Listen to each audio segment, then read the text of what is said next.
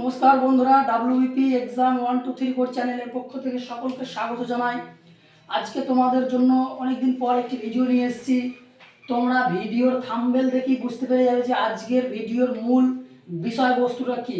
তোমরা সকলেই জানো যে আমাদের এই চ্যানেলের মাধ্যমে গত 10 দিন মতন হবে একটি ভিডিও আপলোড দিয়েছিলাম এবং সেখানে বলা হয়েছিল যে পশ্চিমবাংলার বুকে 26শে জুলাই যে আন্দোলন হয়েছিল সেই রকমই বা তার থেকে বৃহত্তর একটা আন্দোলনের প্রয়োজন।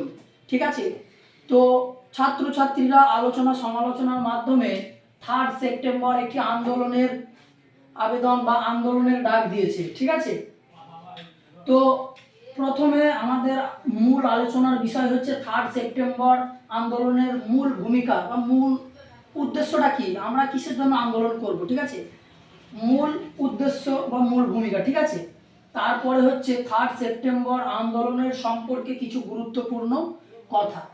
তো আমি প্রথমেই বলবো যে আমাদের যে 26শে জুলাই আন্দোলন হয়েছিল, বৃহত্তর আন্দোলন হয়েছিল, সেই আন্দোলনে প্রচুর ছাত্রছাত্রীর দেখা পাওয়া গিয়েছিল। রাজ্যের বিভিন্ন প্রান্ত থেকে ছাত্রছাত্রীরা এসে সেই মিছিলে সামিল হয়েছিল। তো ঠিক সেই রকমই 3 সেপ্টেম্বর একটি বৃহত্তর আন্দোলনের ডাক দেওয়া হয়েছে। যে আন্দোলনের মূল বিষয়বস্তু আমাদের হচ্ছে যে পশ্চিমবাংলার বুকে যে কোনো রিক্রুটমেন্ট ফর্ম ফিল আপ থেকে জয়নিং পর্যন্ত 3 থেকে 4 বছর সময় লেগে যাচ্ছে। আমরা দেখছি যে ওবিসির যে রিজার্ভেশনের যে সমস্যাটা চলছে সেটা ডেটের পর ডেট দিয়ে যাচ্ছে, কিন্তু তার সমাধান হচ্ছে না। এই রকমভাবে যদি চলতে থাকে তাহলে ছাত্রছাত্রীদের ভবিষ্যৎটা কি হবে।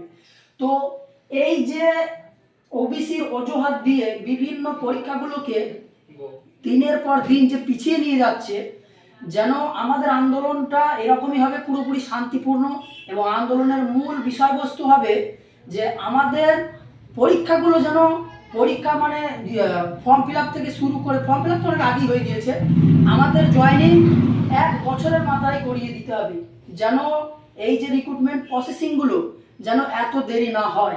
ঠিক আছে, আর রিক্রুটমেন্ট যেন স্বচ্ছভাবে হয়। তারপর আরজিকর নিয়েও আন্দোলনের ইয়েতে থাকছে, পয়েন্টে থাকছে। তারপর 3 সেপ্টেম্বর আন্দোলনের মূল যে ভূমিকা, সে ভূমিকা কেন বলছি, 3 সেপ্টেম্বর আন্দোলন সম্পর্কে কিছু গুরুত্বপূর্ণ কথা। দেখো, আন্দোলনটা হবে পুরোপুরি শান্তিপূর্ণভাবে। ঠিক আছে, সেই আন্দোলনে কোনো রাজনৈতিক ব্যানার, রাজনৈতিক পোস্টার এই সমস্ত কিছুই থাকবে না। ঠিক আছে, এবং আন্দোলনটা হবে সম্পূর্ণ শান্তিপূর্ণ।